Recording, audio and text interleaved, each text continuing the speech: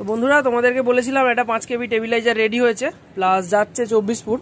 তো সেই দাদাভাই কিন্তু আনতে চলে আসছে। তো এই হচ্ছে 5 কেবি টেবিলাইজার অটো চেঞ্জার, এটা হয়েছে বাড়ির জন্য।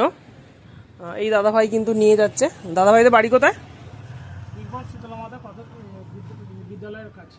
আচ্ছা, দাদাভাইদের 24 ফুটে বিগ বাঁধ যে আছে প্রাথমিক বিদ্যালয়, তো সেইখানে দাদাভাইদের বাড়ি। আর সেইখানেই কিন্তু নিয়ে যাচ্ছে। ওখানকার কিন্তু ভোল্টেজের অবস্থা খুবই খারাপ। তো শুনলাম নাকি 150 বা 120 এইরকম ভোল্টেজ থাকে।